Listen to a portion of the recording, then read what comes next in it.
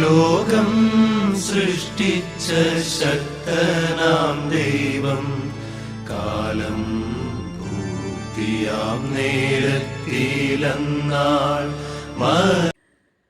പാപങ്ങളെക്കുറിച്ച് വ്യക്തമായ അവബോധമില്ലാത്തതാണ് പലപ്പോഴും നമ്മെ പാപത്തിൽ തന്നെ തുടരാൻ പ്രേരിപ്പിക്കുന്ന ഘടകം. കുറ്റങ്ങളും കുറവുകളും ഉള്ള മറ്റു മനുഷ്യരുടേതുമായി നമ്മുടെ പ്രവൃത്തികളെ താരതമ്യം ചെയ്താൽ നമ്മുടെ ഏത് തെറ്റുകളെയും വേണമെങ്കിൽ ന്യായീകരിക്കാൻ നമുക്ക് സാധിക്കും. പരിപൂർണനായ ദൈവവുമായി തൻ്റെ പ്രവൃത്തികളെ താരതമ്യം ചെയ്യുമ്പോഴാണ് തൻ്റെ കുറ്റങ്ങളും കുറവുകളും മനുഷ്യർക്ക് വെളിപ്പെട്ട് കിട്ടുന്നത്. ദൈവത്തിൻ്റെ വിശുദ്ധിയെക്കുറിച്ചുള്ള വെളിപാടുകൾ നമുക്ക് ലഭിക്കുന്നത് പരിശുദ്ധാത്മാവിലൂടെയാണ്. പാപം ചെയ്ത ഒരു വ്യക്തിക്ക് ദൈവത്തിൻ്റെ അനന്തമായ ക്ഷമയെക്കുറിച്ചും സ്നേഹത്തെക്കുറിച്ചുമുള്ള ബോധ്യങ്ങൾ നൽകുന്നതും പരിശുദ്ധാത്മാവ് തന്നെയാണ്.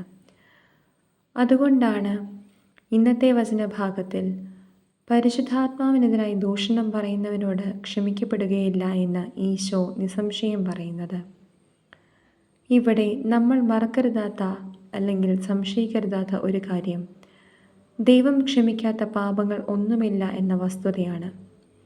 എന്നാൽ പരിശുദ്ധാത്മാവിനെ തള്ളിപ്പറയുന്ന ഒരു വ്യക്തി പാപങ്ങൾ ക്ഷമിക്കുന്ന ദൈവത്തിൻ്റെ കരുണയെയും സ്നേഹത്തെയുമാണ് തള്ളിപ്പറയുന്നത്. ദൈവത്തിൻ്റെ ക്ഷമ ആഗ്രഹിക്കാത്ത ഒരാളിലും അത് ഫലദായകമാകുന്നില്ല. ദൈവസ്നേഹത്തിന് ഹൃദയത്തെ തുറന്നു കൊടുക്കാതിരിക്കുമ്പോഴാണ് നന്മതിന്മകളുടെ വേർതിരിവ് നമുക്ക് നഷ്ടമാകുന്നത്. ഇങ്ങനെയുള്ള ഹൃദയങ്ങളിലാണ് പാപം ചെയ്യുന്നത് മനുഷ്യൻ്റെ അടിസ്ഥാന അവകാശമാണെന്നുള്ള ചിന്താഗതി രൂപമെടുക്കുന്നത്.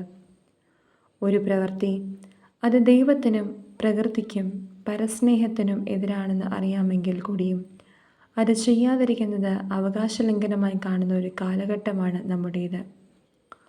ആത്മാവിൻ്റെ പ്രചോദനങ്ങൾ തള്ളിക്കളഞ്ഞ് മനഃപൂർവ്വം പാപം ചെയ്യുന്നവർ അവരുടെ തെറ്റുകൾ ചൂണ്ടിക്കാണിക്കുന്നവരെ പോലും അസഹിഷ്ണുക്കളും ശത്രുക്കളുമായാണ് പരിഗണിക്കുന്നത്. ദൈവത്തിൻ്റെ ആത്മാവിന് ചെവി കൊടുത്ത് അതനുസരിച്ച് ജീവിക്കാൻ ശ്രമിക്കുന്നവർ അതുമൂലം തങ്ങളെ കുറ്റം വിധിക്കാൻ ഉദ്യമിക്കുന്ന അധികാരികളുടെയും ഭരണാധിപന്മാരുടെയും മുന്നിൽ നിൽക്കേണ്ടി വരുമെന്നും ഈശോ മുന്നറിയിപ്പ് നൽകുന്നുണ്ട്. പാപങ്ങളെ സാമൂഹിക നിയമങ്ങളാക്കി മാറ്റി അവയ്ക്ക് നിയമസംരക്ഷണം നൽകുന്ന പ്രവണത നമ്മുടെ സമൂഹങ്ങളിൽ വർദ്ധിച്ചു വരികയാണ്. ദൈവത്തിൻ്റെ വചനമനുസരിച്ച് ജീവിക്കാൻ ഉദ്യമിക്കുന്നവർ ദൈവസ്നേഹത്തിന് വിരുദ്ധമായ പരിശുദ്ധാത്മാവിനെ തള്ളിപ്പറയുന്ന നിയമങ്ങൾക്ക് എതിരെ ശബ്ദമുയർത്താൻ കടപ്പെട്ടവരാണ്. അതിനു വേണ്ടുന്ന ധൈര്യം ഈശോ തൻ്റെ ദിവ്യാത്മാവിലൂടെ നമുക്കെല്ലാവർക്കും വാഗ്ദാനം ചെയ്യുന്നുണ്ട്. യേശുവിൽ വിശ്വസിച്ച് പരിശുദ്ധാത്മാവിനാൽ നിറഞ്ഞ് ദൈവത്തെ സ്നേഹിക്കുന്നവരാകാനുള്ള കൃപയ്ക്കായി പ്രാർത്ഥിക്കാം. കർത്താവായ യേശുവേ, അങ്ങാണ് എൻ്റെ രക്ഷയും പ്രത്യാശയും. പരീക്ഷകളും പ്രലോഭനങ്ങളും ഉണ്ടാകുമ്പോൾ അവയെ അതിജീവിക്കുവാൻ അവിടുത്തെ വചനങ്ങളിലൂടെ എനിക്ക് ശക്തി നൽകണമേ. അവിടുത്തെ പരിശുദ്ധാത്മാവിനാൽ നിറച്ച് പ്രതിസന്ധികളെ തരണം ചെയ്യാൻ എന്നെ പ്രാപ്തനാക്കണമേ. ആമേൻ.